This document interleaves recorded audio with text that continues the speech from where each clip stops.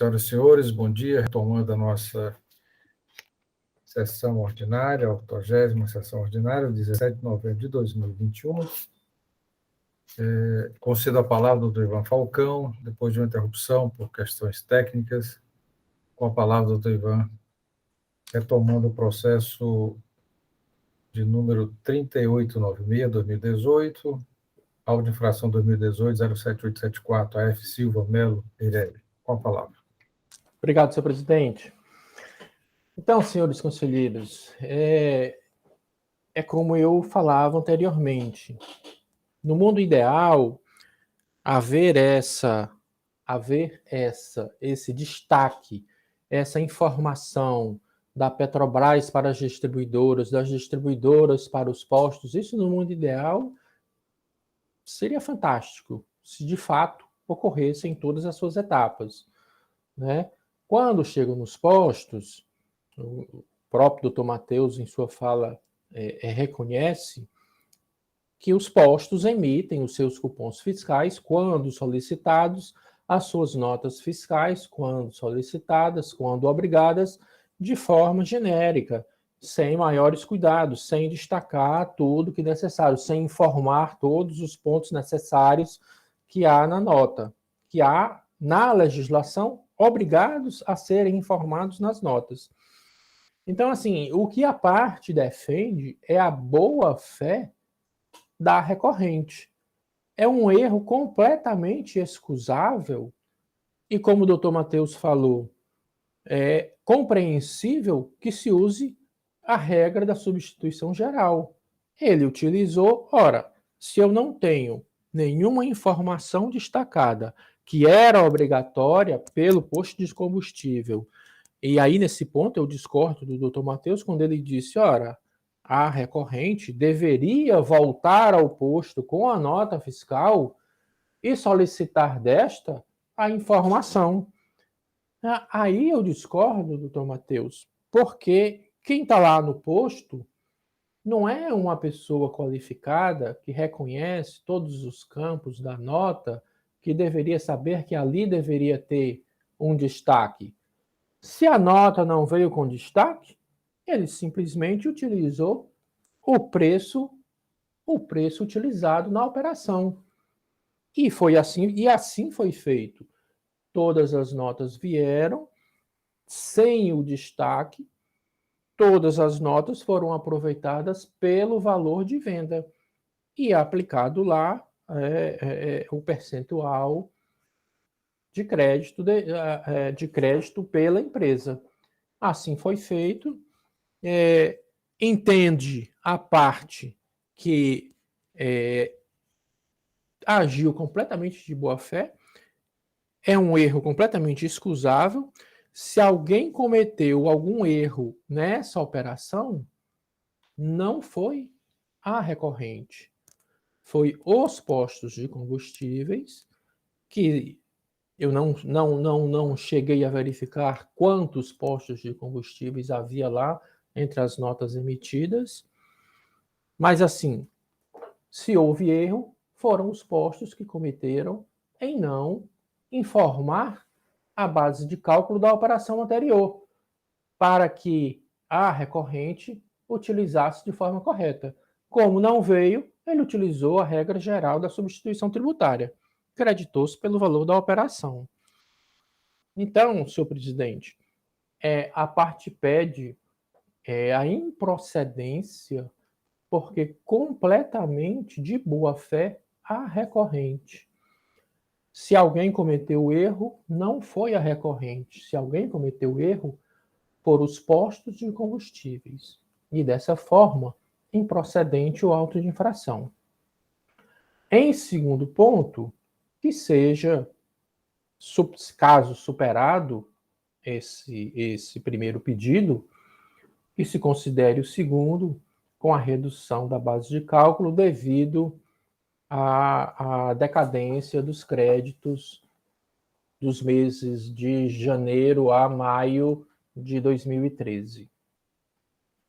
Bom, senhor presidente, nesse retorno, era só o que se tinha para o momento. Estou à disposição para qualquer questionamento. Obrigado, doutor Ivan. Senhores, processo de discussão pela ordem, doutora Helena e doutor Carlos César Quadros Pierre. Bom, senhores, eu entendo perfeitamente as colocações do doutor Ivan e até acredito realmente na boa-fé da empresa, mas eu quero trazer aqui o artigo 136 do CTN, que trata da responsabilidade objetiva, que diz: salvo disposição de lei contrária, a responsabilidade por infração à legislação independe da intenção do agente do responsável, da efetividade, natureza e extensão dos efeitos do ato. E também os parágrafos 3º e 4º do artigo 60 da legislação, que trata exatamente do destaque do imposto do ICMS quando ele não vem de forma correta. Então, a própria legislação diz que quando o destaque for menor, o contribuinte poderá se creditar do valor do ICMS devido na operação. Quando o destaque for maior, aqui, na hipótese do imposto, quando o imposto destacado no documento fiscal for maior que o exigível na forma da lei, o seu aproveitamento como crédito terá por limite o valor correto. Então, se existe a legislação dizendo qual é a forma que deve ser calculado aquele imposto para fins de crédito, independente do valor que estiver destacado ou não destacado no documento fiscal, o contribuinte só pode se creditar do valor que a legislação determina. Então, assim, acredito na boa-fé do contribuinte, mas em termos de legislação tributária, em matéria de infração, aí a gente tem que realmente recorrer à questão da responsabilidade objetiva, que independe de todas essas situações aí pontuadas pelo doutor Ivan.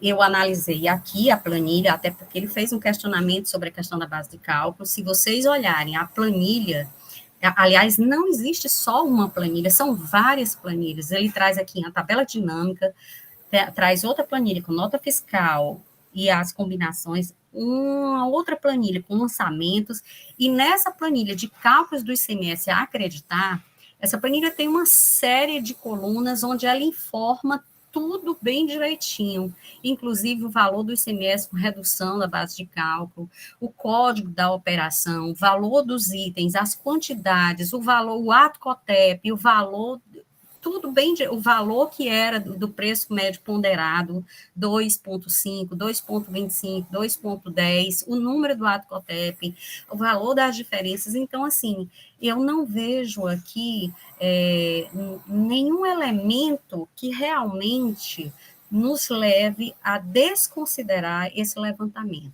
nem mesmo as colocações com relação à responsabilidade do adquirente da mercadoria, que a legislação prevê como é que tem que ser feito esse cálculo, a legislação prevê como é que ele deve se creditar, a legislação prevê que independente de como vinha destacado na nota fiscal ICMS, ele tem que calcular e se creditar do valor correto. Então, infelizmente, eu não tenho como entender de forma diferente de que o levantamento está feito dentro, a metodologia foi adequada e ele está feito de forma correta, do jeito que determina o convênio 110 do ICMS. Obrigado, doutora Helena. Pela ordem, doutor Pierre, com a palavra. Muito obrigado, senhor presidente. Bom dia a todos, representantes das partes, porque tem aqui o Felipe também, nossa Evaneide, procurador, colegas conselheiros. Essa questão é interessantíssima, né? Eu tenho uma definição: o erro excusável não é uma questão de boa-fé. O erro excusável é que o contribuinte ele é levado ao erro por uma parte, certo? Então, eu entendo que, nesse caso, ele não deve ser penalizado. Penalizado não quer dizer que ele não deve ICMS. A questão é a multa. Nós estamos em um sistema que o contribuinte ele é obrigado a tudo. Ele faz extração, ele faz seus cálculos, ele faz tudo. Ou seja, o lançamento é por homologação.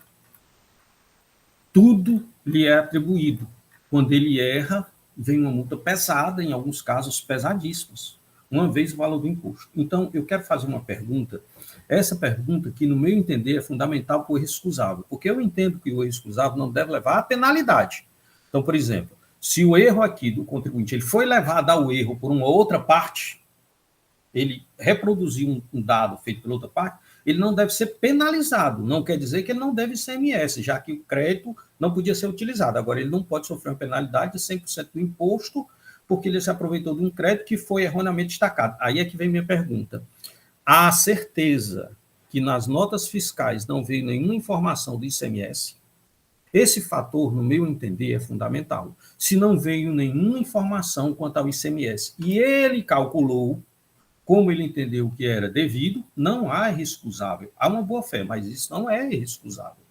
O erro excusável, no meu entendimento da aplicação da pena, seria quando ele é levado ao erro por outra parte. Poxa, renda-fonte. A fonte destaca um valor diferente, ele aproveita. ICMS, o posto destaca X, informa para ele, seu crédito é tanto, ICMS é tanto, e ele aproveita. Então, para a votação do erro excusável quanto à penalidade, é fundamental ter conhecimento disso. E é essa a minha pergunta. Não há nada nas notas, nenhuma informação?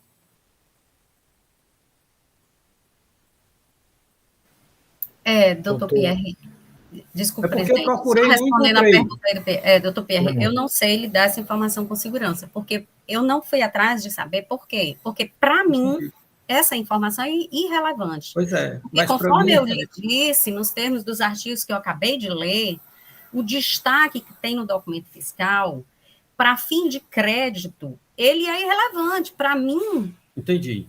Se a legislação diz que para fins de substituição tributária, ele tem que se creditar dessa forma, calcular dessa forma, então, como foi destacado no documento, para mim é indiferente. Eu sei, mas para mim não. Para mim, o erro excusável está justamente na informação equivocada da outra parte. Né? Então, eu só queria essa informação para que eu não vote corretamente. E eu tenho uma pergunta também para o doutor Matheus. Doutor Matheus, o Supremo Tribunal Federal já decidiu que o ICMS deve ser o praticado e não o chamado valor de pauta, que é esse da substituição, porque, na realidade, esse valor final da bomba é o Estado com a COTEP que determina. O Estado do Ceará, ele ingressou com a ação para receber o que era diferente quando o contribuinte vende a maior o posto? Porque eu sei que alguns estados entraram, porque o que acontece é o seguinte, alguns contribuintes, em alguns casos, quando há substituição a maior, ingressaram na justiça pedindo a devolução que foi paga maior, já que o preço praticado foi menor. Os estados entenderam ou não. Então, se o preço praticado foi menor, foi maior do que eu determinei, eu também tenho direito à diferença. O estado do Ceará, ele entrou com esse tipo de ação? O Estado do Ceará regulou, tendo em vista a decisão do Supremo Tribunal Federal, ele regulou essas operações, já está regulada já. Mas não foi feito... Como é essa regulagem? Não foi feito nenhum procedimento sistemático referente a essa cobrança adicional. E como é essa regulagem? Alguns contribuintes aqui no Estado ingressaram com ação solicitando a diferença. E nós argumentamos que há inclusive combustível. E o que nós argumentamos é que isso precisava ser verificado. Não é só simplesmente dizer que vendeu a maior. E então isso precisa ser verificado, caso a caso. Há que ser feito esse cotejo que foi feito pelo agente fiscal. Claro, eu quero saber assim, o Estado do Ceará está tomando alguma providência? Não, mas o limite é menor do que o preço praticado? A legislação foi modificada para adaptar ao entendimento do Supremo Tribunal Federal sobre a matéria, mas não foi feito ainda nenhum trabalho referente a essa cobrança adicional. Até porque também os nossos contribuintes, a sua grande maioria, não adotou nenhuma medida para cobrar eventual diferença. Um ou outro contribuinte, muito pouco. É isso. Não, a minha pergunta não é sobre esse ponto de vista. O que eu quero saber é se o Estado está tomando alguma providência quando o valor cobrado é menor do que o praticado. Mas é isso que eu estou dizendo. Como o Estado regulou, mas ele não adotou nenhum procedimento rotineiro referente a essa cobrança adicional. Não adotou. Mas ele regulou em que sentido? Assim, quando o posto vende menor do que há uma norma. Vende maior do que o valor de pauta. O Estado, então, tem direito à diferença? Há um decreto cuidando dessa matéria. Então, o Estado está entendendo que ele tem direito à diferença quando o preço praticado é maior do que... não tem como não fazê-lo. Pronto. O Estado já reconheceu isso. Então, veja bem, senhores. Então, vou continuar a minha explanação. O Estado do Ceará vem e diz o seguinte: olha, o valor praticado lá na ponta, lá, achando que a gasolina o diesel ia ser vendido a R$ 2,50 aqui, na realidade ele foi vendido a R$ 2,70. Você não pode se apropriar desse crédito. E, por outro lado, o Estado vai lá e cobra a diferença, R$ 2,50 para R$ 2,70. É isso? O de ponta não tem direito ao crédito, mas o Estado vai ter direito a pedir o ICMS diferente. Permita, é interessante a sua consideração, mas o Estado não tem adotado, apesar de estar regulado, ele poderia fazer isso, mas o Estado não tem adotado essa conduta. É claro que numa situação desse tipo, o Estado adotando essa conduta seria contraditório. O Estado cobrar o adicional do ICMS agora e o contribuinte não poder se creditar. Seria contraditório, evidentemente. Mas o Estado não tem, lhe garanto, adotado nem um procedimento, só está normatizado porque teve que adaptar a legislação ao entendimento do Supremo Tribunal Federal, que foi em decisão erga omnes. Então, não há como não atender ao entendimento do Supremo Tribunal Federal. Mas, no entanto, repito, o Estado não adotou sistematicamente nenhuma ação fiscal referente a essa cobrança. Posso continuar, presidente? Pode, doutor Pierre, com a palavra. Muito bem, mas o Estado regulou essa possibilidade. Ele não está cobrando porque não quer. Está regulado. Mas está regulado. Ou seja, o Estado reconhece que o ICMS e acata que o ICMS devido é o ICMS efetivamente praticado. É o preço efetivamente praticado. E não o preço pautado. Senhores, eu entendo um absurdo o Estado regular, chegar a esse entendimento de que o ICMS é o praticado e não o pautado, chegar a regular isso aí e autuar por crédito devido porque se praticou o preço, porque se calculou o preço praticado e não o preço pautado. É uma contradição enorme. Some-se a isso o fato que eu não tenho certeza se foi ou não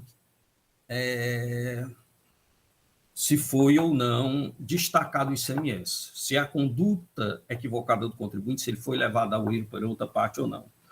Antes de tudo isso, eu vou fazer um entendimento assim, equidânimo aqui, eu vou tentar dar muito Salomão sendo impossível sê-lo, mas eu entendo que a conduta, eu não posso chegar aqui, até porque eu não sei nada sobre essa regulamentação ainda, certo? Tenho certeza que se o contribuinte for na justiça, ele consegue esse crédito. Mas, porque o Estado pode, ele recupera, ou se quiser ou não, mas ele pode cobrar. Se ele pode cobrar, é claro que o contribuinte tem direito ao crédito. Sendo assim, toda vida que ele for cobrar, aí não, vamos ver se o contribuinte aproveitou, porque se ele não aproveitou, qual é o consumidor final aproveitou. Então, nunca ninguém vai chegar a canto nenhum, o Estado nunca vai receber nada, que isso ele não vai poder saber nunca. Eu entendo, primeiro, pela decadência, pelo erro excusável. O erro excusável não elimina o imposto devido, mas elimina uma sanção. Essa sanção, essa penalidade de 100% do imposto devido, nesse conjunto de fatores, eu acho um absurdo. Então, eu voto pela exclusão da penalidade, pela manutenção do imposto devido, porque esse imposto seria devido, não em razão lá, mas sim pelo crédito. Tira o crédito da conta gráfica, fica o imposto a ser devido pela empresa, né? Pelo imposto devido, certo? Mas com a exclusão da parte da decadência. Isso é uma decisão, assim, temporária, eu vou até explicar, porque eu vou estudar melhor essa questão do Estado, porque a questão do preço de pauta e do preço praticado, se o Estado regulamentou de que ele pode cobrar, logicamente, nós podemos chegar às raias do absurdo do contribuinte ser autuado por aproveitamento de crédito devido, enquanto na outra ponta o Estado está cobrando essa diferença de ICMS que o contribuinte não se aproveitou, cobrando do posto.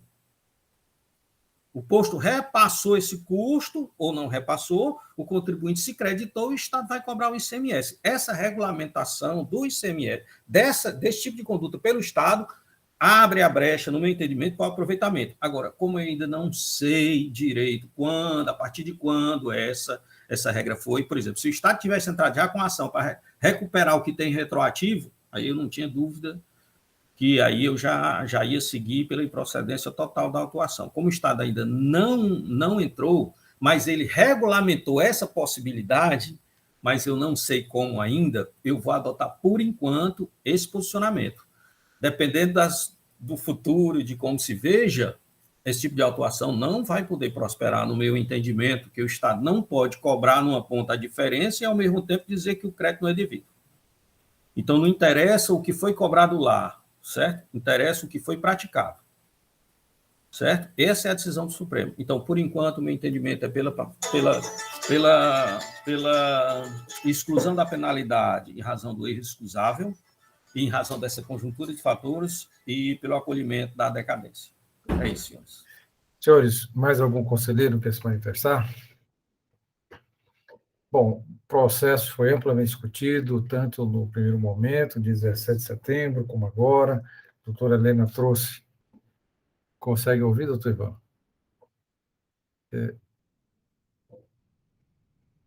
Vocês conseguem me ouvir? Sim, estou ouvindo. Porque eu vi um sinal aqui de... Ok, então, o processo, acredito, foi amplamente discutido. Algum outro conselheiro quer fazer alguma consideração adicional? Lembrando, senhores, que temos um pedido de decadência que envolve de janeiro a maio de 2013, e parece que nem todos os meses, né, há lançamento, pelo menos é o que entendi no primeiro momento, apenas janeiro e fevereiro. Doutor William, conselheiro relator, com relação à preliminar de decadência. Senhor presidente, mês de janeiro e fevereiro, né? A parte pede até o dia 19 de junho de 2013 a decadência. Mas, por conta da intimação, né, que se deu nesse período do auto de infração.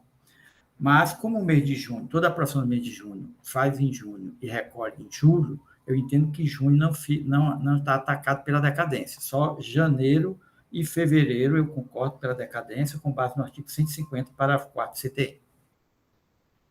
Mês de março, abril e maio não foi reclamado, não foi lançado. Ok. É só então, janeiro, fevereiro, junho, julho, agosto e vai. Ok, então mês de janeiro e fevereiro é quando ocorre o lançamento e o auto de infração ao lançamento. Senhores, com relação à decadência, considerando que o período alcança, né, de janeiro a maio, mas efetivamente foram lançados no mês de janeiro e fevereiro. O doutor William já se manifestou pela decadência referente a esse período. Algum voto em sentido contrário? Doutora Mônica, que sempre, com relação à decadência, alguma consideração a fazer? Não, presidente. Ok, então decisão unânime com relação à decadência, exclusão do mês de janeiro e fevereiro de 2013. Com relação a alguma outra preliminar, doutor William? Pelo menos eu não identifiquei. Não, com só relação a decadência. Ao mérito, à decisão, com a sua decisão com relação à matéria. Senhor presidente, diante de tudo que foi discutido nessa sessão, diante do trabalho que foi efetuado pela fiscalização, né, onde mostra de forma detalhada, com várias planilhas, principalmente com a planilha nota fiscal eletrônica combinada, que demonstra a diferença, né, não há dúvida que houve um crédito maior do ICMS. O contribuinte alega que, inclusive, o contribuinte concorda com o artigo na defesa dele, ele transcreve aqui o convênio, a cláusula 18ª, e mostra que tem que colocar essas informações no documento fiscal, mas isso aí não valeria para ele, só para o posto. Tudo bem, mas eu tenho que ler aqui um destaque de CMS a maior, que eu exigi na documentação fiscal. Nesse caso, o recebedor da mercadoria ou tomador do serviço deve observar qual o valor correto do imposto incidente na operação ou prestação e creditar-se do valor legalmente exigível, ainda que destacada a maior da documentação fiscal. decorre do princípio da legalidade estrita. Não adianta o contribuinte dizer, foi de boa-fé, tudo bem, não estou afastando a boa-fé dele, não. Mas se está... E ele, como ligado a essa atividade do crédito, é empresa, teria que saber se aquilo ali está correto ou não, eu discutir. É o princípio da legalidade estrita, não pode por aí dizer que a culpa não foi só dele, foi só do posto que tirou esse crédito para ele. Eu entendo que está passivo da infração e, nesse caso, eu vou pela parcial procedência. Excluindo apenas o período alcançado pela decadência. Janeiro e fevereiro. De acordo com o parecer da célula de assessoria e também manifestação do doutor procurador. É isso? Perfeito. Ok. Então, pela ordem, doutora Helena pediu vista e também na sequência aqui da votação. Como vota? Eu me acosto ao voto do relator, senhor presidente. Doutora Mônica, como vota? Com o relator. Doutora Sandra Arraes, como vota? Está sem o microfone, doutora Sandra, por favor. Não escutamos. Não escutamos. Ainda não. Ela fez mímica, dá para entender o que ela disse. Com o relator. Acompanha o relator, doutora Sandra, é isso? Ok. Então, doutora Sandra Arraes. Doutor Saulo, como vota? O Marcelo acompanha o relator na íntegra. Doutor Pierre. Senhor presidente, eu abro a divergência pela aplicação do erro excusável com a exclusão da penalidade do fato e vou aqui apenas abrir um pequeno parênteses para explicar essa questão da legalidade. Não fujo dessa questão da legalidade quando há um destaque a maior. Neste caso aqui é diferente de uma operação normal. É uma operação por substituição e não é nem uma substituição normal, é uma substituição lá. Ele, para fazer isso aí, não é uma operação normal, que ele vê a operação de 100 mil, a alíquota 17%, tem 17 mil, aqui veio 20, está errado. Aqui é diferente, ele recebeu uma informação do posto dizendo que o ICMS X, que é isso que eu estou levando em consideração, não tem à disposição o ato COTEP, não tem nada, ele mesmo faz o lançamento, a homologação e não deve ser penalizado. Eu abro a divergência pela exclusão da penalidade. Dou parcial procedência e maior extensão. Pierre, destacaremos aqui o seu voto, a questão da exclusão da penalidade, erro excusável, e também a questão da decadência, foi favorável, né, ao período.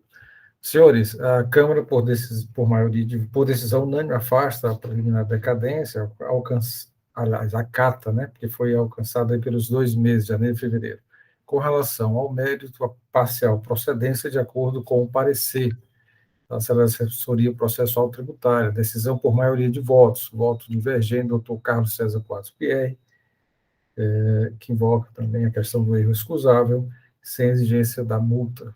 É isso, doutor Pierre? Agradeço a participação do doutor Ivan Falcão aqui conosco, e vamos dar prosseguimento. Caso queira permanecer, teremos mais 3 processos aqui em discussão. Obrigado, senhor presidente. Sandra, seu microfone deve estar desativado. Desculpe, Ivan, doutor Ivan. Bom dia. Bom dia. Bom dia a todos, bom trabalho. Tá, obrigado, doutor Ivan. Doutor Felipe Caldas, vamos iniciar aqui a nossa discussão dos 2 processos. Nos escuta. Doutor Felipe.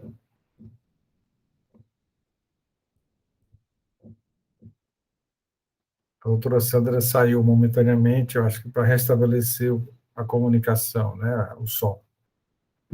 Doutor Felipe, Evaneide pode mandar uma mensagem, doutor Felipe. Opa, bom dia, pessoal, estou aqui.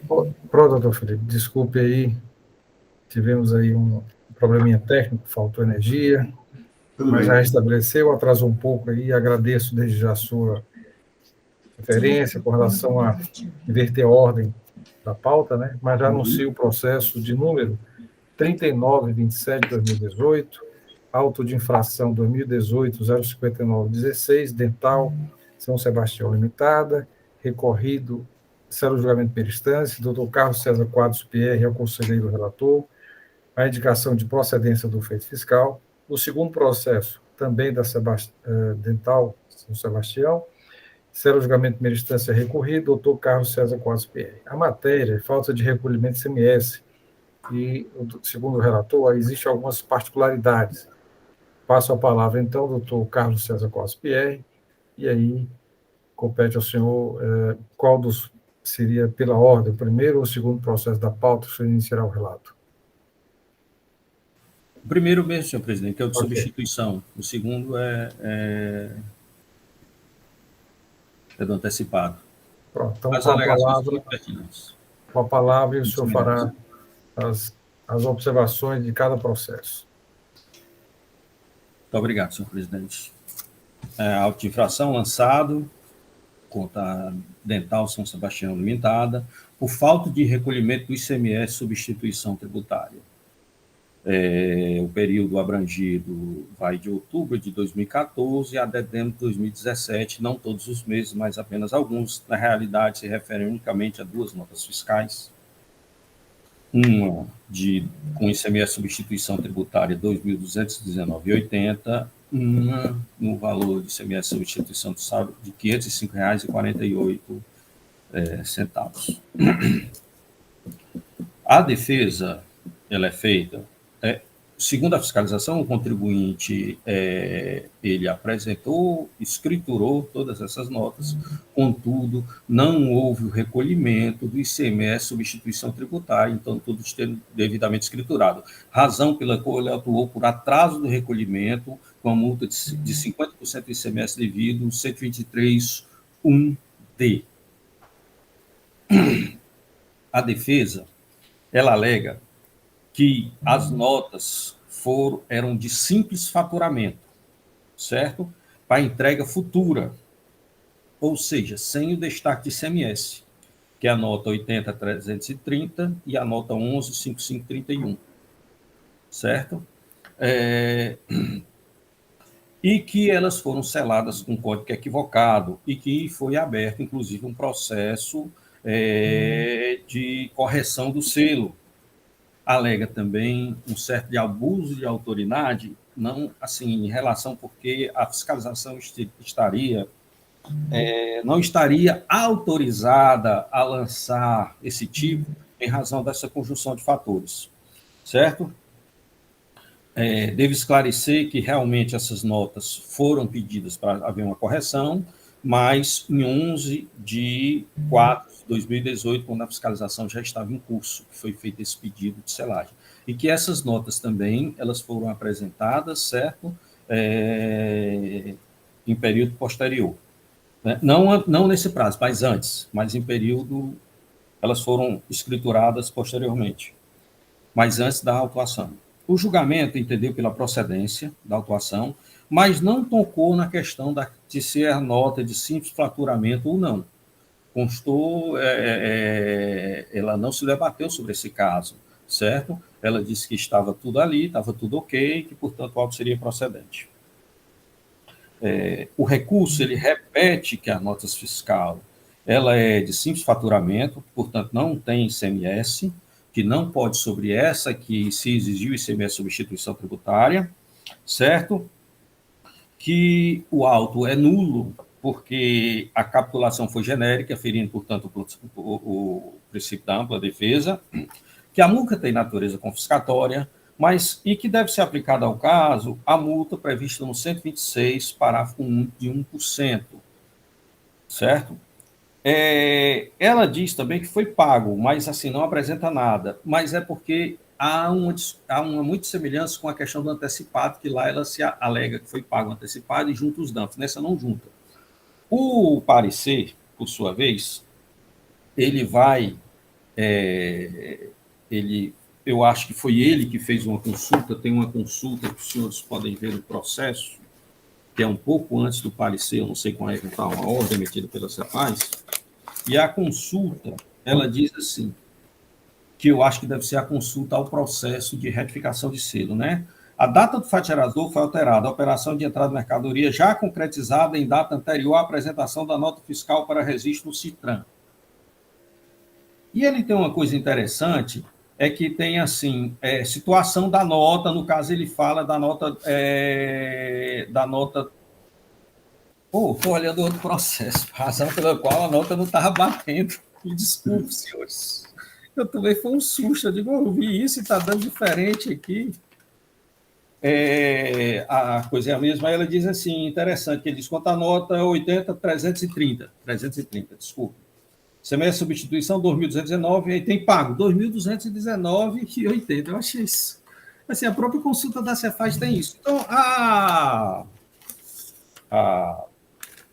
o parecer entende que o auto é procedente, tendo em vista que a mercadoria entrou antes. Então, o parecer ele se debruça sobre a questão da nota ser de 5 remessas. Mas ele diz assim, não, mas a mercadoria entrou antes, então a nota de 5 remessas tem que ter o ICMS, certo? E ele se baseia entrou antes, nessa consulta que tem, que eu acho que foi ele que fez e anexou o processo, e que tem esses dados, que eu posso dar uma lida aqui para se tornar mais claro, né? Erro no realizar o registro de passagem dessa nota, que é de tal. O fato gerador foi alterado da 80.300, esse quanto ao fato 80.330, tendo em vista que a operação foi realizada antes da apresentação da nota, ou seja, a mercadoria veio antes com outra nota. E o interessante é que lá em cima das entornações tem o ICMS antecipado de 2.219,80, tem também o ICMS, aliás, o ICMS antecipado é de 23 mil e pouco, aí tem pago 23 mil e pouco. Essa nota também está no próximo auto. E o ICMS substituição 2.219,80 e tem pago 2.219. Diferença, zero. A própria Cefaz diz isso. Então, apenas eu estou observando isso aí. Né? Em suma, senhores, é este o relato. Esses são os fatos. É isso, senhores. Obrigado, doutor Pierre. Passo a palavra ao doutor Matheus Gênio Neto, representante da PGE.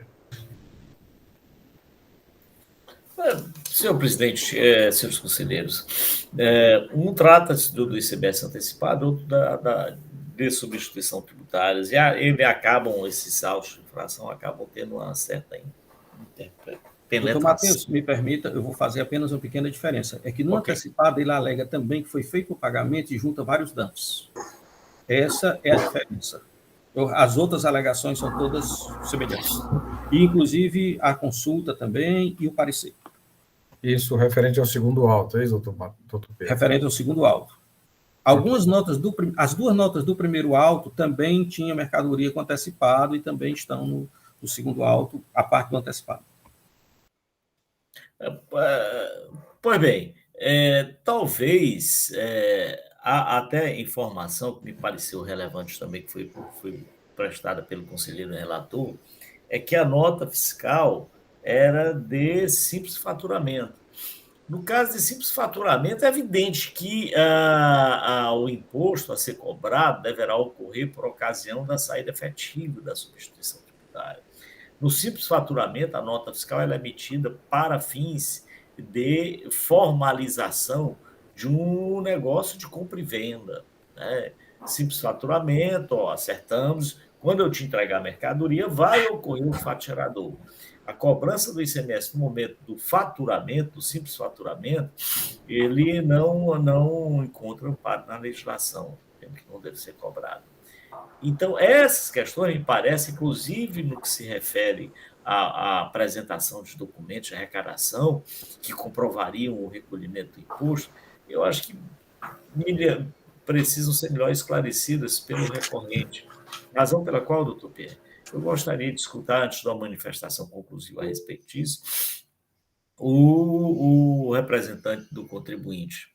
Após, então, aí eu farei uma manifestação conclusiva a respeito da matéria. Tenho algumas dúvidas a respeito dos fatos que efetivamente ocorreram. Os autos e o relato, inclusive, na consultoria, não passa muito assim, não dá segurança para uma definição a respeito do que efetivamente ocorreu. Eu gostaria de escutar o representante do recorrente, senhor presidente. Obrigado, doutor Matheus. Passo a palavra, então, ao doutor Felipe Caldas, representante da empresa aqui, de todos os processos em discussão. Doutor Felipe. Bom dia, doutor Manuel, presidente, doutor Matheus, doutor Carlos, demais conselheiros. Primeiramente, agradecer, oportunizar o momento para a gente poder estar aqui levantando nossas razões, né, em relação à impugnação ao auto de infração e recurso. E a gente está aqui diante de um caso, digamos, bem mais simples do que o analisado anteriormente por vocês. O anterior realmente é uma questão bem complexa, que a gente tem uma questão bem mais simples. O meu cliente, ele é uma empresa comercial, ele comercializa tanto equipamentos como produtos voltados para a área de odontologia. A Dental São Sebastião tem uma carência muito grande de espaço físico, principalmente, dentre outras situações que levam a situações como essa que foi colocada, que é o simples faturamento para uma remessa futura. Então, acontece muito de eles garantirem junto aos fornecedores a compra de equipamentos para que essa entrega aconteça de forma futura de acordo com a disponibilidade de espaço físico para armazenamento dessas mercadorias. Então, essa é uma operação comum que é feita. Quando a empresa foi notificada no termo de início de fiscalização, primeiramente causou uma certa estranheza, o levantamento que o auditor fez, e naturalmente buscou-se identificar o que é que tinha acontecido. E na ocasião, verificou-se que as notas realmente não teriam passado por um procedimento formal lá da selagem junto ao CITRAN. São mercadorias que não haviam entrado fisicamente ainda no Estado, e deveria ter sido feito realmente o procedimento junto ao CITRAN. De imediato, isso foi informado ao auditor fiscal autuante, e nós demos também entrada no processo do Sanfit para poder realizar a correção desses selos, para poder colocar realmente de acordo com a natureza fiscal da operação que realmente ocorreu. Quando a gente fez isso, a gente fez não só, obviamente, para corrigir, mas não na intenção de fazer depois do termo de início de fiscalização, fazer uma correção, uma alteração. Na verdade, a gente buscava realmente uma correção à natureza fiscal, de fato, da operação como ocorreu.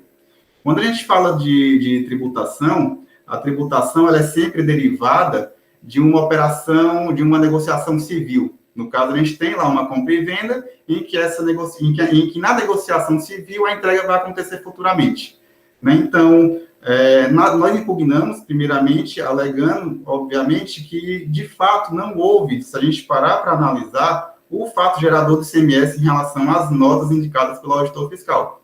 Simplesmente não houve fato gerador. Quando a gente para perceber e avaliar, a gente teve um simples faturamento em relação às notas fiscais indicadas pelo auditor fiscal, mas a gente não teve a saída efetiva e jurídica das mercadorias. Então, a gente tem, inclusive, o próprio regulamento do ICMS do Ceará, na época, ele traz bem claro, no artigo 705, uma regulamentação desse tipo de operação, que diz, nas vendas à ordem ou para entrega futura, poderá ser emitida nota fiscal para simples faturamento, vedado o destaque do ICMS.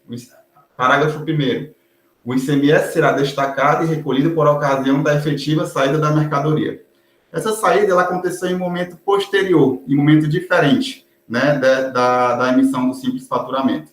Quando a gente fez essa impugnação e também o recurso, nós naturalmente entendemos que o processo do Sanfit aconteceu depois do termo de início de fiscalização, só que esse simples procedimento para correção de uma obrigação acessória, ele não altera em nada, não modifica a natureza da operação, que é um simples faturamento. Quando a gente consegue verificar essa natureza da operação, que de fato ocorreu, como eu estou falando aos senhores e às senhoras, quando a gente observa a nota fiscal já estava emitida no momento da fiscalização, ela já existia, e inclusive estão anexadas aos autos. A fiscalização aconteceu em 2018, são notas de 2014 a 2016. E em todas elas, se os senhores puderem verificar, na natureza da operação, o CFOP, vou falar especificamente, para não ficar dúvida, o CFOP da operação é lançamento efetuado para simples faturamento decorrente de venda para entrega futura. Então, quando a gente existe um formalismo, obviamente, mas a natureza da operação é a partir dela que vai derivar a relação jurídico-tributária. né? Então, quando a gente verifica que a natureza da operação não há qualquer fato gerador, não teríamos o que falar em autuação fiscal por não recolhimento do ICMS, já que o ICMS é decorrente da realização do fato gerador e de uma hipótese de incidência, né? Então, com base nisso, nós realizamos a impugnação e o recurso, né? Principalmente, nosso fundamento principal é baseado na verdade material, quando a gente vai realmente buscar a verdade material, a gente se depara com as notas fiscais, com a indicação da natureza da operação, quando nem se falava e nem se pensava em procedimento fiscalizatório. Então, lá a gente consegue realmente observar a real natureza da operação, que foi simples faturamento com entrega futura, né? Então, a partir dessa análise, fica bem claro que não ocorreu o fato gerador, por consequência, não há incidência de ICMS e muito menos a multa, né? Então, esses são os nossos argumentos. É um caso simples, né? A gente poderia aqui dificultar, lançar outros argumentos, mas simplesmente não aconteceu o fato gerador, ao nosso ver, e não haveria realmente o que ser lançado como imposto e multa. Então, esses são os nossos argumentos, e pedimos e esperamos o deferimento para a improcedência dos lançamentos nos referidos autos de infração. Obrigado, doutor Felipe. Doutor William Falcão tinha solicitado a palavra, talvez para esclarecer ou colocar algum ponto aí na discussão que vai ser iniciada agora. Doutor William. Obrigado, senhor presidente. Assim, senhor presidente, eu estou tentando aqui, no Citran, olhando aqui no processo, no WebDrive, aí eu verifiquei que quando passou lá no posto fiscal, em documentos comprobatórios, lançaram a nota 80.330 no Código 1023, que é cobrando antecipado de R$ 23.938,15. E também a mesma nota no Código da Receita 1031, cobrando R$ 2.219,80. Se for dessa nota fiscal aqui, só ela, no antecipado, no auto de infração, está cobrando 123 mil de ICMS. Aí eu não encontrei. E na... 23 mil que está cobrando. 23 mil quebrado. No segundo, de antecipado, né? E a substituição, 2.725. E aqui está, como documento comprobatório, cobrando 2.219,80. Pronto, aí vamos para frente. É porque esse auto é só de substituição, antecipado é outro. Não, eu estou lendo aqui o comprovante, tudo bem, o comprovante do Citran. Esse aqui, o primeiro auto, é submissão tributária. E nesse auto aqui, a nota 80.330 é 23.938,15. É isso? A submissão tributária, que é o primeiro, conselheiro, 2.219,80. E foi lançado no auto 2.725,28. Eu não estou encontrando esse valor aqui nos documentos comprobatórios. Só que, em seguida, vem outra consulta, tá, juntada no Citran de lançamentos, relativa à nota 11.5531, que está cobrando antecipado de submissão tributária, com também valores que eu não conheço. São documentos comprobatórios. Eu estou vendo aqui, a mercadoria vem da DFL do Rio de Janeiro, e essas duas notas citadas é lançamento efetuado para simples faturamento. Aí eu não estou encontrando o valor. O valor total. Doutor Pierre, talvez possa esclarecer, doutor William. Senhores, eu vou esclarecer mais ou menos aqui, independente dessa questão de valor. A nota fiscal, a 80.330, foi emitida no dia 25 de nove de 2014. Ela não foi emitida posteriormente. A outra nota fiscal, peraí, que ainda estou na 80.330. A 11.55.531, ela foi emitida no dia 6 de 12 de 2017. ela não foi emitida posteriormente. Ambas as notas são de simples faturamento decorrente de venda futura. Contudo, quando se passou no posto da selagem, ela foi selada como se tivesse mercadoria sujeita à substituição e a antecipado.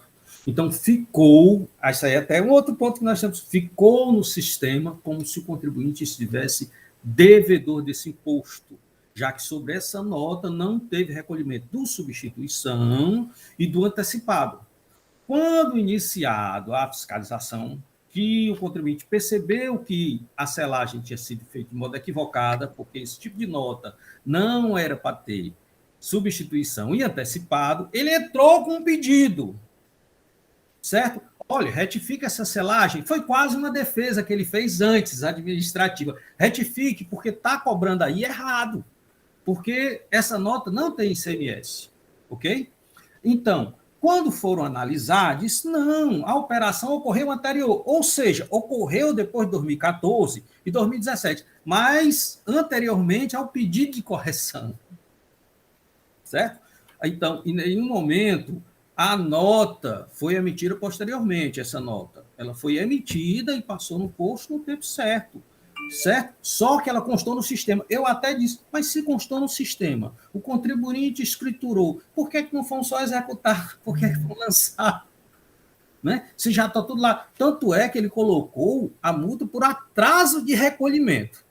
Então, já explanando aqui, primeiro, não cabe nem antecipado, nem substituição nessa nota. Cabe na entrada da mercadoria, que eu não sei a qual nota se refere nem quando se deu, porque o auto não traz esses elementos.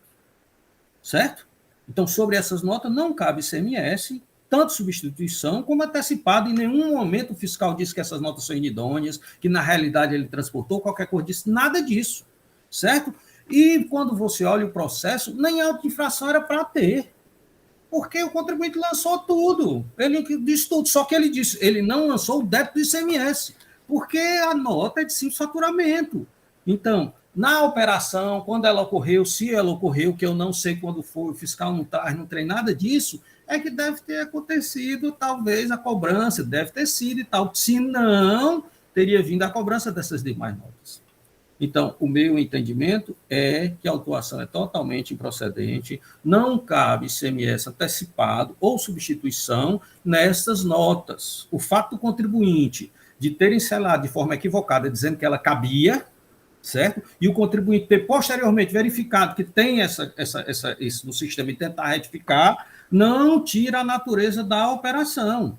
Certo? A nota foi emitida no tempo certo, não foi emitida posteriormente, certo? Ela foi emitida na época correta e ela é de simples faturamento, sem mercadoria. Para entrega futura, não cabe nem o ICMS substituição, nem a antecipação. Isso para os dois autos, né, doutor? Para os dois autos. Ok. Doutor Felipe, só para esclarecimento, com a palavra. Doutor Carlos, só para eu entender, então, o relator era o senhor, né, doutor Carlos César Pierre? Sou ainda. Tá, então o senhor mudou o entendimento, né, que pelo parecer, pelo que a gente tinha... Não, o parecer não é meu, não. O parecer... Ah, sim, entendi. Não, tudo bem, então. Não, eu queria só realmente reforçar o que o doutor Carlos colocou, que realmente a natureza da operação não muda, né? A simples falha no cumprimento de uma obrigação acessória não há fato gerador de um tributo, né? Então, provavelmente não foi lançado nota de infração no momento em que essa mercadoria entrou, né? Então, isso nem seria adequado a gente discutir nesse momento se foi pago ou se não foi, mas a gente verificou internamente e quando essa mercadoria entrou, obviamente, esse tributo foi lançado e foi pago, né? Inclusive, no auto que trata do ICMS antecipado, a gente anexa realmente os DANFs e os DAEs dos pagamentos das mercadorias que realmente ingressaram e foram devidamente recolhidos o ICMS, né? Estão anexados ao recurso do auto de infração que trata do ICMS antecipado. Então, impor um ICMS através de um auto de infração, né, um lançamento de ofício, seria realmente submeter o contribuinte a pagar o ICMS por duas vezes, né, o que é vedado aí constitucionalmente pelo nosso sistema aí tributário nacional. Então, realmente, só reforçar, né, que acredito que esteja bem claro aí o não cabimento do lançamento, em nenhum dos dois casos. Obrigado, doutor Felipe. Doutor Pierre. Presidente, quando essa alegação do bis em idem, que no segundo processo tem uma alegação de bis em idem, o que o contribuinte diz no segundo processo olha, eu paguei todos os antecipados do mês, certo? Todos os antecipados desses meses eu paguei, junta tudo quanto é DANF e tal e tal. Aí o parecer, a fiscalização não se debruçou sobre essa, o julgamento de primeiro grau não se debruçou contra essa questão de ser uma nota sem faturamento. O parecer diz, não há um bis em idem, porque todos esses antecipados não se referem a essas notas lançadas. E ele está certo.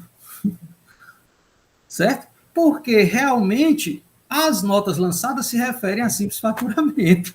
E, logicamente, não era para ter pago nada mesmo, nem de antecipado, nem de substituição.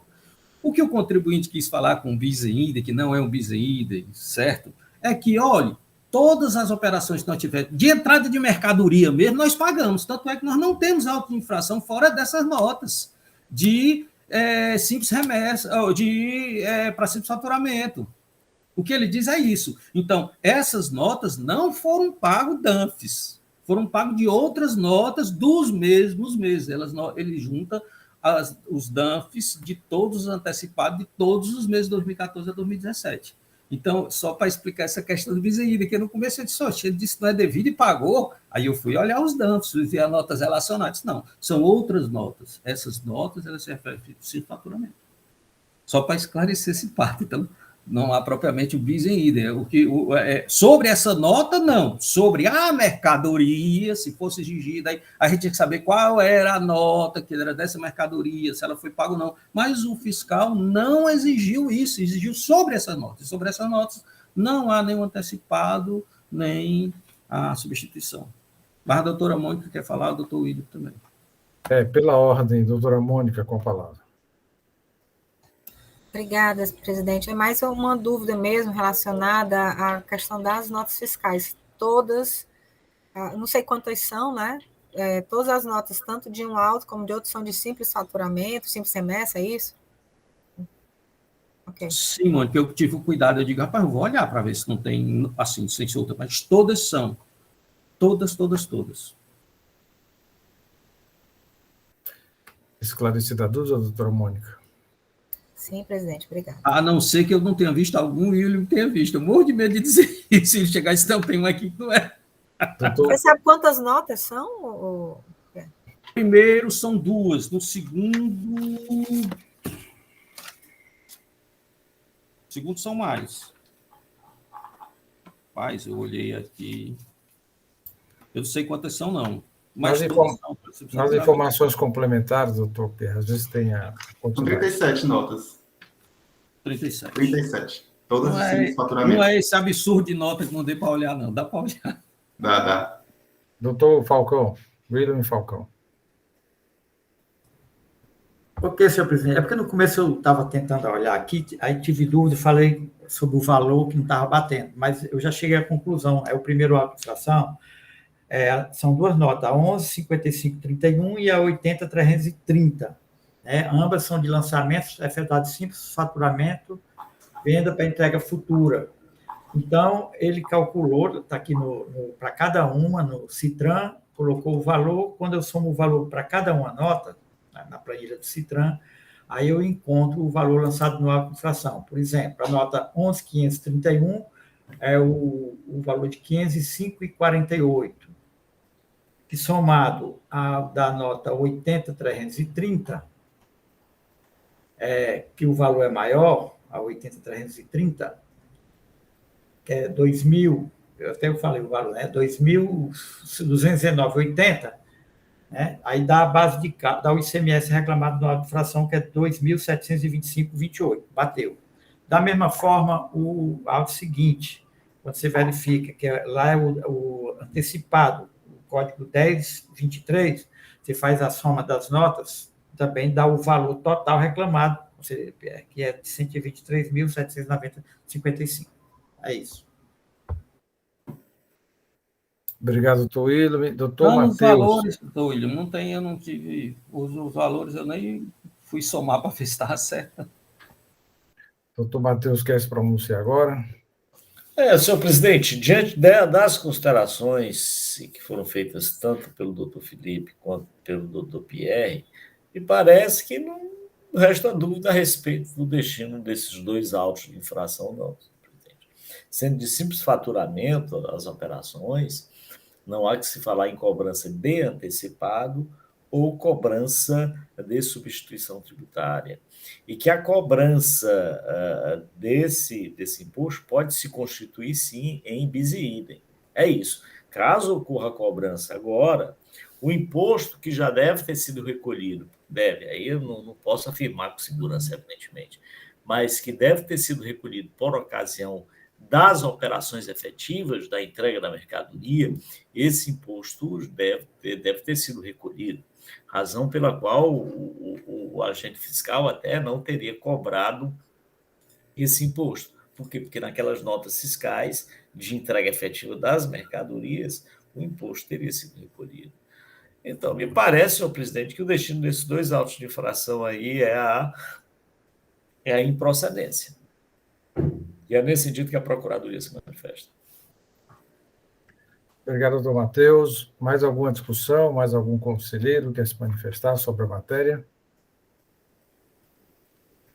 Não havendo, como vota o doutor Carlos César Costa Pierre, conselheiro relator, para os 2 processos. Senhor presidente, eu conheço de ambos os recursos, dou provimento para julgar o lançamento improcedente.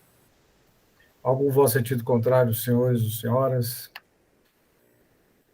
Não havendo, esta Câmara, por decisão unânime, conhece do recurso, dá provimento para reformar a decisão de procedência do feito fiscal para julgar improcedente nos termos da manifestação da douta Procuradoria em sessão, doutor Matheus Ana Neto, de acordo com o voto do conselheiro relator. Esta decisão para os 2 processos da pauta, agradecendo a participação do doutor Felipe. Caso queira permanecer conosco, temos mais um processo para encerrarmos a nossa sessão de julgamento. Doutor, agradeço a participação. Eu vou ter que sair agora porque eu tenho algumas reuniões para resolver, mas foi um prazer estar com os senhores e desejo sorte aí nos próximos julgamentos. Obrigado, doutor Felipe. Até a próxima. Obrigado. Até mais. Senhores, chegamos ao último processo da pauta, processo de recurso de número 4445, 2016. Doutor Manuel Marcelo, eu ia pedir só um minutinho para esse processo é da minha relatoria, só para eu ir ao banheiro e tomar uma água aqui, 2 minutos. Ok, aguardo. Queria registrar também aqui que a doutora Helena, né, teve que se ausentar e não participou da votação deste processo, né? Ausente durante o relato e também a discussão.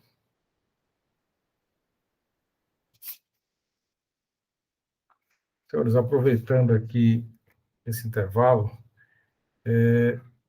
eu queria já manifestar meu voto de desempate relacionado ao processo da Gerdau, processo de número 3774/2012, auto de infração 2012-10-117, em que recorrente Gerdau Aços Longos S.A., recorrido será julgamento de primeira instância, processo julgado em 15 de outubro de 2021, na 78ª sessão virtual ordinária, em que meu voto é no sentido de conhecer do recurso, dar-lhe parcial provimento para modificar em parte a decisão condenatória exarada em primeira instância para julgar o feito fiscal parcialmente procedente nos termos do voto da conselheira relatora, doutora Mônica Maria Castelo, aplicando a penalidade incerta no artigo 123.2A da Lei 12.670/96, conforme base de cálculo indicada pelo laudo pericial.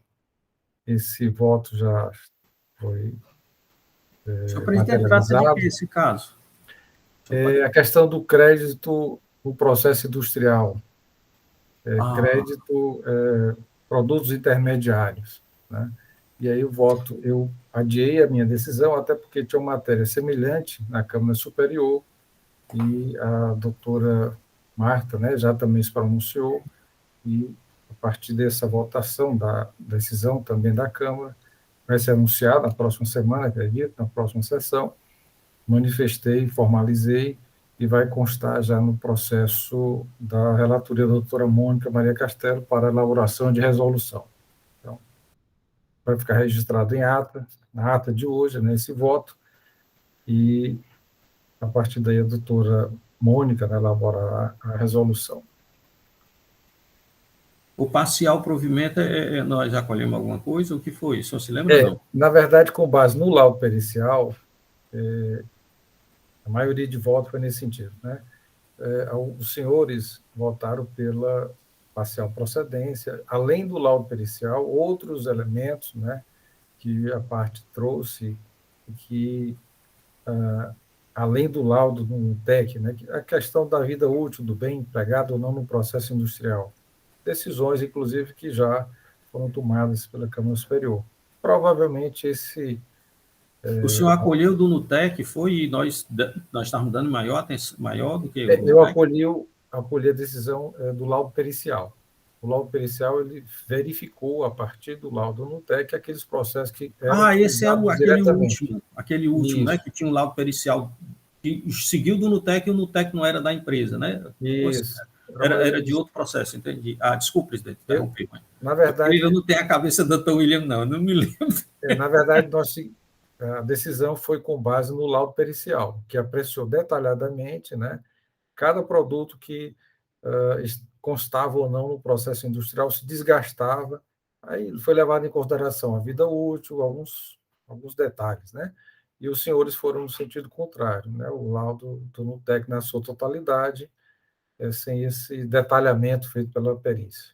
Mais ou menos nessa linha, a decisão. Aguardar aqui o doutor Saulo, mas já fica registrado, a Evaneide já vai constar esses assuntos gerais na ata de hoje. Já adiantando, senhores, também que amanhã nós teremos 6 processos da ACS Engenharia Ambiental, Indústria de Máquinas e Equipamentos, em que teremos a participação da doutora Sandra, estará conosco amanhã, doutora Sandra. Doutora Mônica, também com 2 processos, e o doutor Saulo, também com 2 processos. São matérias, pelo que já observei aqui, são matérias distintas, mas não há pedido de sustentação oral, mas tratam basicamente de obrigações acessórias. O doutor Saulo já retornou, podemos dar início, então, e aqui anuncio processo de recurso de número 1/4445, 2016, auto de infração 2016-21252, em que recorrente Veneza Máquinas Comércio Limitado e célula de julgamento, recorrido ambos, doutor Saulo Gonçalves é o conselheiro relator, a indicação de parcial procedência do feito fiscal, por distância, e assessoria processual tributária também pela parcial procedência. Com a palavra, o conselheiro relator, doutor Saulo Santos. Bom dia a todos, senhor presidente, senhor Matheus Viana, procurador do Estado, oficiante aqui nessa Câmara de Julgamento, senhoras e senhores conselheiros. Farei aqui a leitura do relatório, já foi devidamente qualificado pelo presidente Manuel Marcelo, e irei aos fatos e aos atos processuais que mais interessam aqui ao caso. O processo reporta-se a falta de registro na declaração de informações econômicas fiscais de entradas referentes a remessas e retornos de mercadoria em demonstração no exercício de 2011, no montante de R$ 1.110.062,23, referente ao exercício de 2011.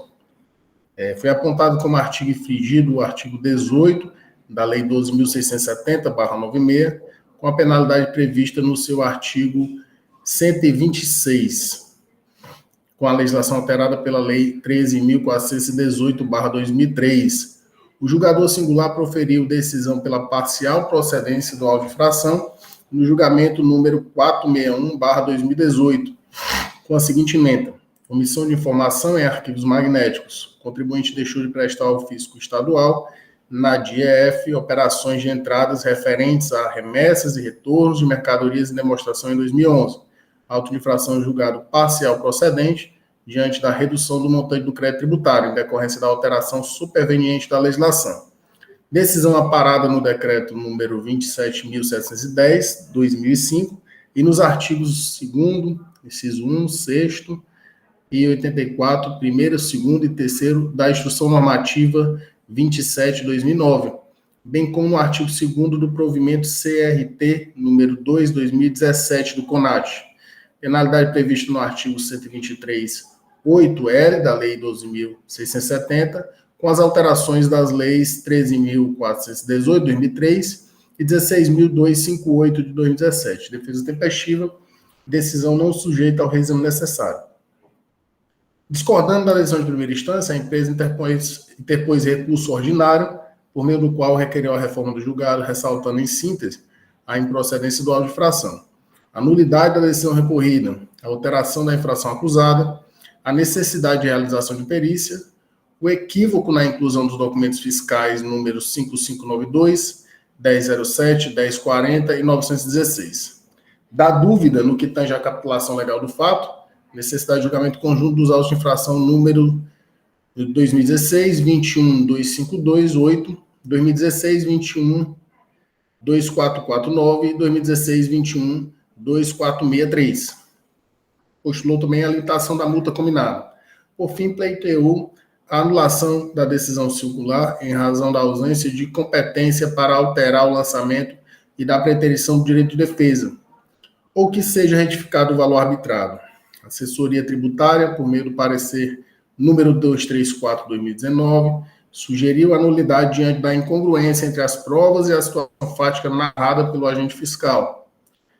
Nesse contexto, em sessão ordinária da primeira Câmara de Julgamento do Conselho de Recurso Tributário, realizada no dia 6 de dezembro de 2019, por unanimidade, decidiu pelo retorno à primeira instância para novo julgamento, considerando que caberia, no presente caso, o reexame necessário, nos termos do artigo 2º do provimento número 2, de 2017, desta CRT, nos termos do voto da conselheira relatora e parecer da cédula de assessoria processual tributária, adotado pelo representante da douta Procuradoria-Geral do Estado. A decisão foi ratificada por meio da resolução 16/2020.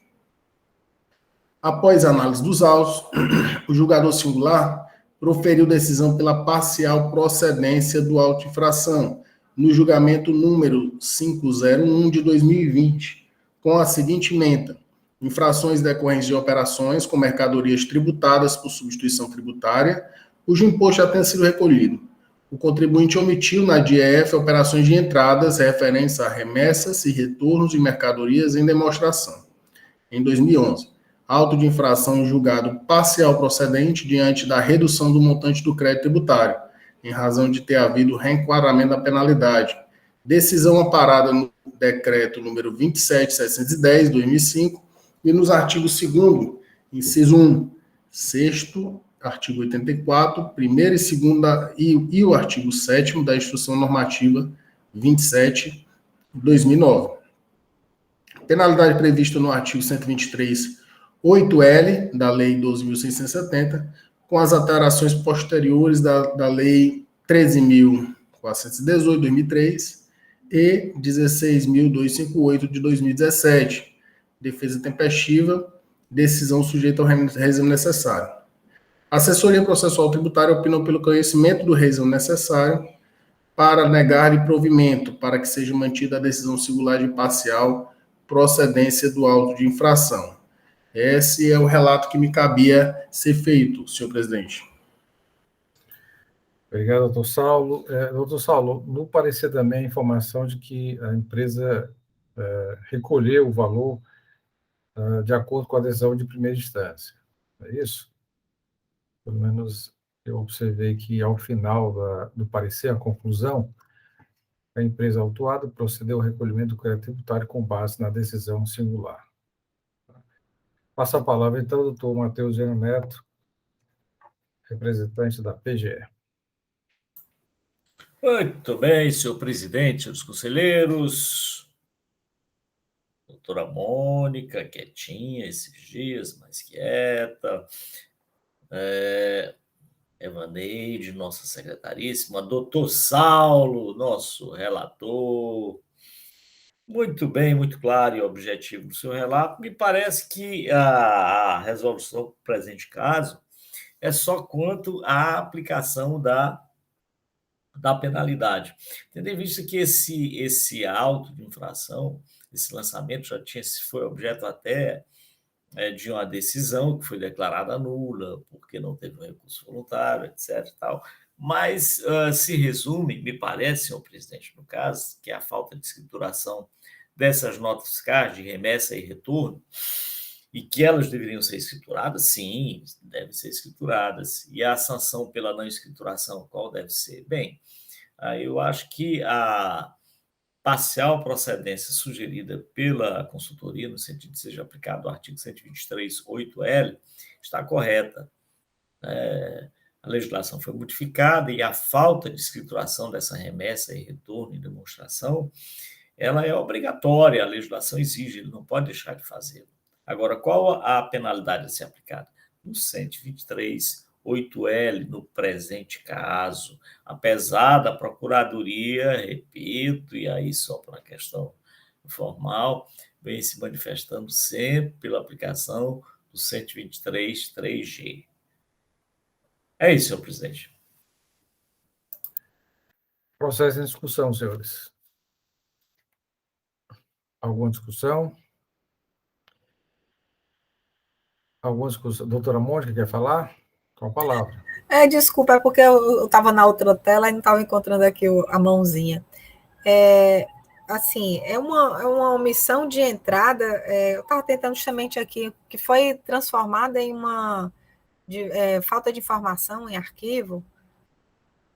Pelo que eu entendi, é isso. Eu queria, assim, eu peço desculpa, mas eu não entendi por que houve essa transformação de uma omissão de entrada, porque assim, a minha dúvida? Porque, obviamente, que toda omissão, tanto de entrada como omissão de saída, precede antes uma falta de escrituração ou uma falta de emissão de documento fiscal. Né? Então, assim, a gente está pegando uma infração que é uma omissão de entrada, uma omissão mais gravosa, no caso, né?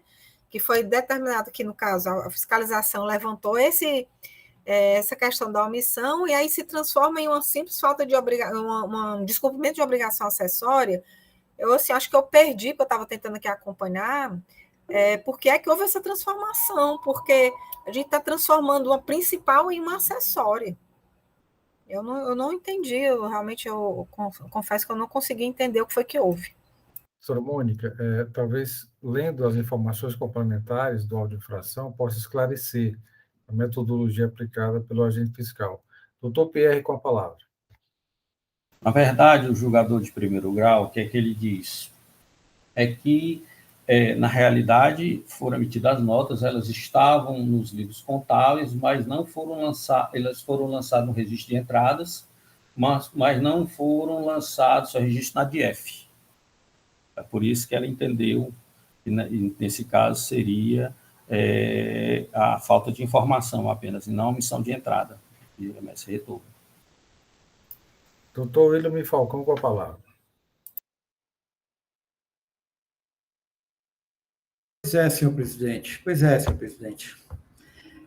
Quando a mesma dúvida da conselheira Mônica, eu estou procurando aqui, foi a minha. Porque o auto de infração, ele diz claramente, né, que o contribuinte em tela procedeu em omissão de entradas, em operações internas de remessas e retorno de mercadorias, operações internas. Aí colocou os CFOPs. E cobra só a multa, a penalidade do artigo 126. Né? 126. O julgador singular, assim, aí quando você vai aqui na informação complementar, está dizendo demonstração, omissão de entrada. Verificamos que ocorreram omissões de entrada de mercadoria referente a nosso caso disciplinado na planilha, conciliação fiscal anexa. Ele está dizendo que ele tem a nota fiscal, né? Tem a nota fiscal, pelo que eu entendi, ele tem a nota fiscal. Aí o julgador foi e disse, não, o problema foi que essas notas não foram declaradas na DIEF, é isso? Por isso que ele alterou para o 123.8L. Assim, eu tinha anotado aqui essa questão, omissão de entradas em operações internas, remessa e retorno em demonstração, e a penalidade. Só tinha anotado isso aqui na minha pauta, artigo 126. Eu estava procurando agora, aí está falando do artigo 682, fala das operações de demonstração, E no final ele diz, por se tratar de mercadoria sujeita à substituição tributária, sugere a penalidade de 126, né? 126, multa de 10%.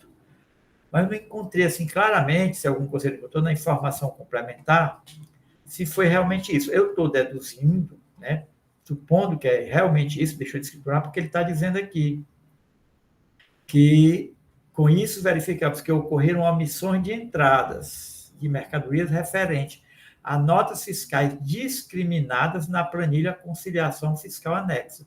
Se tem a planilha, aí eu não sei. Estou achando que é porque... Aí o julgamento estava lendo agora, mas eu entrei para me manifestar, só vi que o julgamento está se manifestando, né, dizendo que deixou de declarar na DIEF, daqui, omissão de informações em arquivos magnéticos, onde me deixou de informar o ofício estadual na DIEF, as operações de entradas, referentes às remessas. William, as folhas 10 do processo, pelo menos eu verifiquei, há uma conciliação, consta em nosso sistema e no SPED.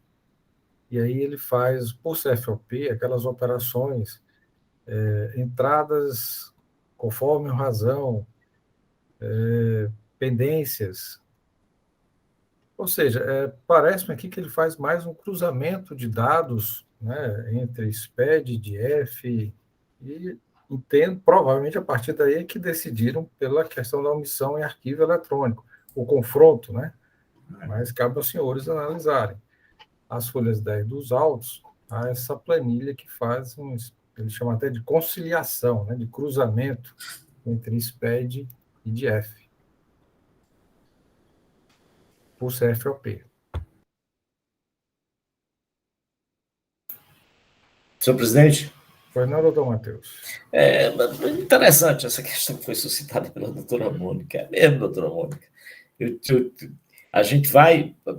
Porque a gente acaba sendo induzido, quer seja pelo julgador, quer seja pela consultoria, porque não esclarece bem assim esse fato, essa modificação da natureza da sanção. O que acontece é que você, analisando a auto de infração e as informações, você verifica que o que foi que aconteceu.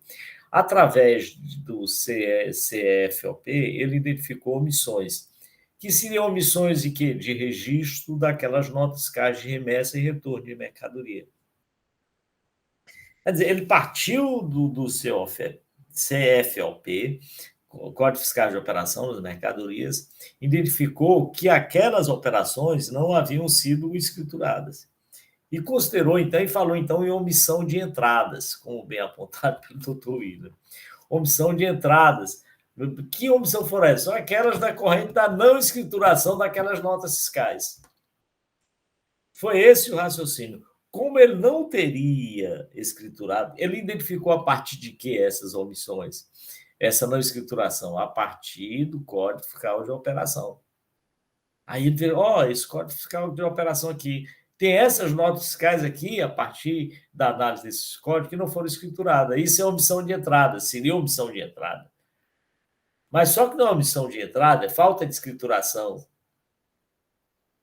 Seria falta de escrituração. E, no caso, seria falta de escrituração em arquivo magnético. Daí porque, no desenrolar de todo o julgamento, de toda a análise, chegou-se à conclusão de que o agente fiscal deveria ter dito claramente, deveria ter dado, é falta de escrituração.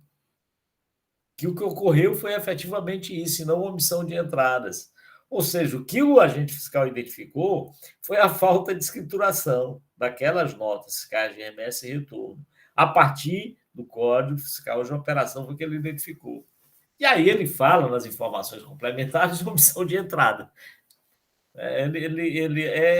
Às vezes as pessoas não conseguem dizer claramente o que estão pensando, tem alguma dificuldade, às vezes, expressar, ou mistura conceitos e tal, né? Mas o fato é, o que aconteceu foi a falta de escrituração. Não foi uma omissão de entradas, até porque essas operações referem-se à remessa para demonstração e retorno de mercadoria remetida em demonstração. Daí a conclusão final no julgamento foi pela parcial procedência, pela falta de escrituração na escrita fiscal digital do contribuinte, na FD, aliás, né? Que dá aquela penalidade que nós estamos já acostumados, que os senhores estão acostumados a aplicar. É isso, mas não houve efetivamente a omissão de entrada no sentido que nós temos, no conceito regular dessa omissão. O que houve foi falta de escrituração. É isso, senhor presidente. Obrigado, doutor Matheus. Doutora Mônica, com a palavra.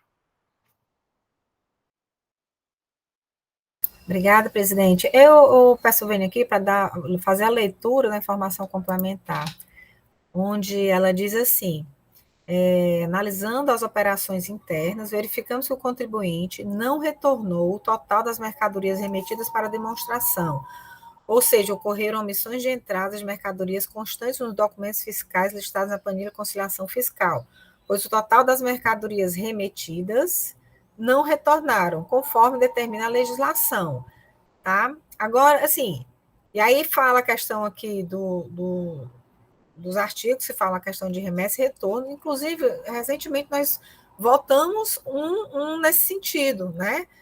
Pela procedência, no caso da autuação, com base nesses mesmos fundamentos, né? Da questão de remessa, retorno e tudo mais. Mas, assim, o que eu estou entendendo aqui é que ela fala claramente que o contribuinte não fala que o contribuinte deixou de escriturar, ele emitiu o documento e não escriturou. Ele fala que as mercadorias não retornaram. E, por conta disso, ela detectou uma omissão de entrada. Então, assim, para mim, pelo que eu estou entendendo aqui, pela leitura que eu faço da informação complementar, tanto é que, assim, por ser substituição tributária, que no caso ela aplicou o artigo 126, né? Mas eu entendo aqui que, de fato, ela quis dizer que foi uma omissão de entrada, que essas mercadorias, elas não retornaram, elas saíram, tem uma saída maior do que as entradas. Ou seja, essas mercadorias não retornaram, não foi uma falta de escrituração, foi, de fato, uma omissão de entrada. No relato do autor de infração, na informação complementar, você vê isso. Qual foi a metodologia que ela utilizou? Foi a do CFOPs. Mas ela não fala de falta de escrituração. Pelo menos é assim que eu estou entendendo. Bom, senhores, os senhores têm que decidir aí a questão da matéria, levando em consideração que no levantamento apenas o cotejamento por CFOP é suficiente para identificar a omissão de entrada, mas o elemento para os senhores discutirem. Doutor William, quer acrescentar mais alguma coisa? Doutor Pierre. Senhor presidente, eu estava olhando a planilha pelo fiscal aqui, e ele, na planilha dele, tem várias notas fiscais, certo? Aí tem nota fiscal de retorno e data de retorno. Tem o número da nota e tem a data. Algumas não tem nem número nem data. Mas, se eu não me engano, são 5, e o maior valor é de 14.380. Nunca daria o valor de 1 milhão e tanto aqui. Então, ele pegou, inclusive, ele lista notas fiscais que tem o número da nota fiscal de retorno e tem a data do retorno. Aí eu digo, não, mas tem duas pendentes. Tem duas pendentes no primeiro, uma de 14 mil e uma de R$400. Aí, logo depois, tem outra lá na frente de 3.600. Depois tem uma de 14.380, outra de 400. E tem uma de 3.600. Só. São só essas que têm essa situação pendente. Não dá nunca 1 milhão e 100. Então, na planilha dele, as notas que ele lista, tem o número da nota de retorno e o valor, e a data do retorno. Então, eu estou entendendo que é isso mesmo. Doutor William Falcão. Obrigado, senhor presidente. Então, presidente, eu fui verificar agora o parecer da nobre colega Ana Tereza Nunes Macedo, que ela confirma o julgamento singular. E ela escreveu aqui um detalhezinho que eu achei que, para mim, é o que aclara. Em primeiro lugar, esse auto foi julgado nulo no início, foi julgado nulo a primeira vez pela Câmara. A Câmara julgou nulo na 6 de dezembro de 2019, a primeira Câmara, resolve na unidade vai decidir pelo retorno da mexendo para novo julgamento, considerando que caberia, no presente caso, o reexame necessário, né? O processo que não foi feito na época. Aí foi feito o segundo julgamento singular e voltou, e agora está vindo para a Câmara. Eu achei interessante o que a conselheira a parecerista está dizendo. Ó. Trata a acusação de omissão de entrada em virtude de o contribuinte não registrar na DIEF, declaração de informações econômicas fiscais, o retorno das mercadorias que foram remetidas para demonstração durante o exercício de 2011. Ele levou em conta, pelo que eu estou entendendo, a DIEF, o julgador também mostrou na DIEF como é que ele fez, que ele não registrou o retorno dessas mercadorias na DIEF, os documentos fiscais, o retorno da mercadoria para demonstração. E ela vai só esse parágrafo. Observa-se que o autuante realizou como meio para detectar a omissão de entradas o levantamento referente ao CFAP 2913, retorno de mercadoria ou bem remetido para demonstração. 2914 também retorno. 1913 também retorno. Tal operação foi constituída pelas informações prestadas por documentos fiscais da recorrente e pelas informações transmitidas via DIEF. Portanto, a apuração do agente do fisco, em decorrência ao princípio da legalidade tributária, foi realizada com estrita observância das regras previstas nos artigos que regem a matéria. Aí foi falar aqui. Ressalte que as informações constantes no demonstrativo, resultado das planilhas, folha 20 e 22 dos autos, são aquelas que foram prestadas diretamente pela empresa, isto é, são as próprias operações efetuadas pela empresa em determinado período e que foram por ela informadas ao fisco por meio da DIEF, constando de forma cristalina o ilícito praticado pela recorrente. Portanto, o levantamento efetuado pela recorrente não se baseia em suposições, e sim na movimentação desse CFAP, onde são manuseados todos os documentos fiscais relacionados às remessas de mercadorias, para demonstração que foram informados pelo contribuinte em sua DIEF, sendo um instrumento perfeitamente apto para detectar a omissão de entrada. Aí vem. Como o ilícito fiscal de respeito ao exercício de 2011, da mesma forma, ela estava obrigada à declaração de informação econômica de DIEF e regulamentada pela Instrução Normativa 14 de 2005, e alterações posteriores. Por essa razão, na época da emissão do mandado de ação fiscal, né, estava instituída a declaração de opção de arquivo, que ela fez a opção. E aí vem.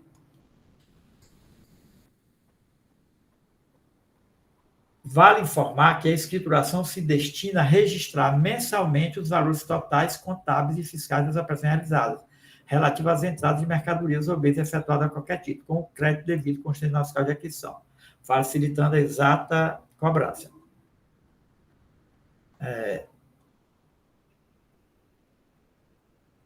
Só um instante.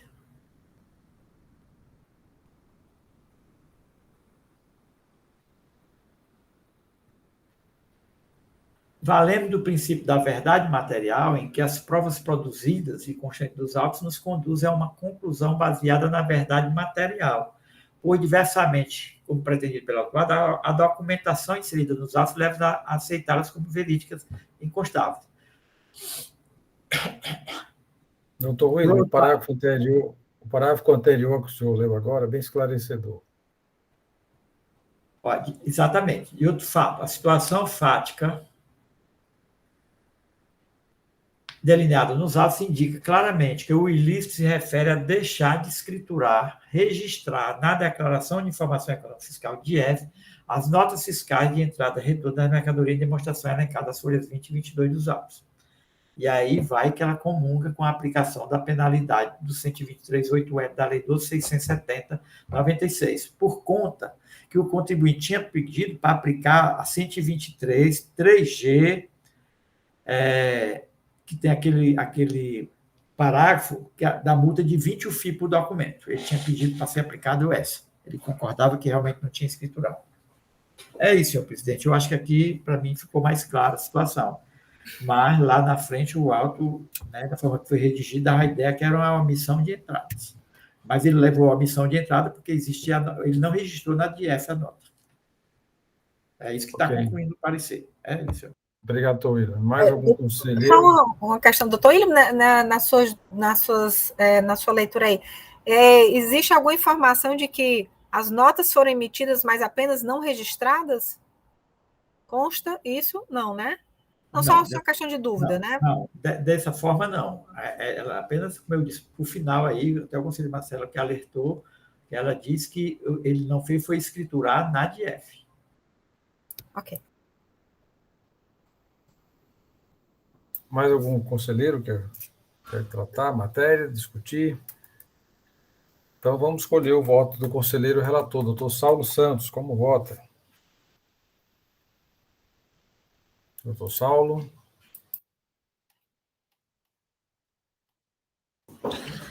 Vamos lá. Então, analisando aqui os autos, eu vou da seguinte forma: verifico que a situação, né, voto pelo conhecimento do reexame necessário, né, para negar-lhe provimento para que seja mantida a decisão singular de parcial procedência do auto de infração. Ok. Há também um recurso ordinário, doutor Saulo. Dar parcial provimento, né? Ok. Vamos escolher os votos. Algum voto em sentido contrário, senhores? Doutora Mônica, que fez alguns questionamentos, como vota?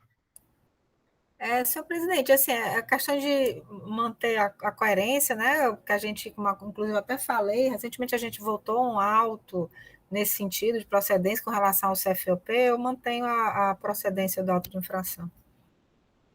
De acordo com o lançamento, o julgamento? De acordo com o lançamento. Ok. Algum voto em sentido contrário ao do conselheiro relator, senhores? Além da doutora Mônica? Não havendo, esta Câmara, por maioria de votos, conhece do reexame, nega provimento, entretanto, dá parcial provimento ao recurso ordinário interposto para julgar parcial procedente à acusação nos termos do parecer da Célula de Assessoria Processual Tributária, ratificada em sessão pela douta Procuradoria. Voto contrário, a doutora Mônica, que julgou pela procedência nos termos do lançamento, conforme discussão aqui travada, tratada em sessão. Senhores... Doutor Marcelo, o senhor pode só repetir aí a conclusão que vai constar na ata? Pois não. Conhecer do reexame, negar provimento para confirmar, né, a decisão de parcial procedência. E conhecer também do recurso ordinário interposto e dar parcial provimento ao recurso, também para confirmar parcial procedência. E observar, doutor Saulo, que há na informação da... Senhor presidente, a questão de ordem, o contribuinte não pagou, ele se conformou. A minha dúvida... Mas ele não recorreu. Eu não sei que momento. Recorreu dessa parte? Eu não sei que momento, doutor Pierre. Tá certo. Daí, há um pedido da parte, né, de parcial procedência, e eu não sei que momento ele pagou, com base na decisão de primeira instância. Mas não porque ele recorre da decisão, ele não recorre da autuação. A defesa quer da autuação, né? Assim, mas tudo bem, do jeito que botar, dá no meio. Da parcial procedente, fazendo a observação que houve o pagamento conforme a decisão de primeira instância, que acredito que conste nos autos, porque o parecer menciona esse fato. Né? E aí a questão da liquidação do crédito, no momento da Secretaria-Geral, né, da intimação, do lançamento do crédito, observará se houve, de fato, a quitação. Né? Mas conhecer dos dois recursos, até porque há nos autos esse pedido. O momento, né, do pagamento é que realmente eu não identifiquei. Senhores, encerramos a nossa 80ª sessão virtual ordinária. Já mencionei, né, que amanhã teremos 6 processos da ACS Engenharia Ambiental. Doutor Saulo estará conosco amanhã, doutor Saulo? Sim, estarei. Ok, então teremos 2 processos da sua relatoria, 2 processos da doutora Mônica e 2 processos da doutora Sandra Arraes. Mencionei também que constará, em assuntos gerais, o voto de desempate de um processo em que fiquei de me pronunciar, né, da Gerdau, e em assuntos gerais, algum outro assunto a ser tratado? Sim, senhor presidente, eu gostaria de fazer um registro. Pois não. Vou registrar aqui a presença de uma aluna de Direito que acompanhou toda a sessão. Não, aparece aqui direito. Vem aqui, filhinho. Essa é minha filha, aluna de Direito, acompanhou a sessão. Que bom. Papai Babão. Seja bem-vinda, né? Ao mundo jurídico. Futura colega. Sem dúvida. Seja muito bem-vinda. Legal, bacana. Conhecimento e ensinamentos aí do Dr. Pierre vai longe, né, doutor Matheus? Vai longe sim, com o doutor Pierre aí servindo de guia, aí ninguém segura essa menina. Ok, senhores, um abraço, até amanhã, se Deus quiser. Bom dia, até amanhã. Bom dia. Até amanhã, se Deus quiser, um bom dia a todos. Bom dia a todos.